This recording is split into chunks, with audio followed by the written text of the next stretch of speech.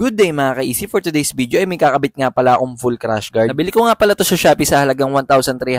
Matagal na pala ako naghahanap ng murang ganito, buti na lang meron ako nakita. Mga nasa 5 kilo rin pala yung bigat nito. Mukha naman siyang matibay at maganda ang pagkaka-welding. At sakto din pala ang pagkaka-paint sa kanya. I-repaint ko na lang pala to kapag nangalawang. Full crash guard nga pala yung gusto ko dahil pag natumba malilesin pa yung gasgas. At ayan, kita nyo naman napaka-quality talaga ng gawa. Sana tumagal to sa akin. At syempre meron rin pala to nakaabang na lagayan ng MDL or auxiliary light. Magpapalagay pala ako sa mga susunod na buwan. Comment down below kung anong magandang auxiliary light or laser gun. At sinimulan ko na nga pala magtanggal ng foot matting. Kakatapos ko lang pala maglinis ng motor at nakalimutan ko linisin yung ilalim nito. Binalik ko nga pala yung dating stock ng foot matting nito dahil mas malambot. Papakabit ko nga pala to sa motor shop dahil wala akong mga tools. At nandito na nga kami at sinisimulan na ni Kuya. Sa paglagay pala nito mga ka-easy, dapat pantay pagkakalapat ng crash guard. Dahil may tendency na mahirapan kayo magkabit at mag-screw. Ilagay nyo muna lahat ng screw bago nyo higpitan. Basta make sure na pantay yung pagkakakabit ninyo para mas maayos at mas madaling ikabit. Hawakan nyo rin pala yung dulo ng crash guard dahil pwede siyang makabasag ng headlight. Ganito nga pala itsura niya kapag tapos na ikabit at meron ng matting. Talagang nakaumbok talaga yan mga ka-easy at meron kayong tatabasin para talaga pumantay siya. Pero hindi naman siya big deal. At dito nga pala yung outcome kapag nakabit nyo na yung full crash guard ng ADV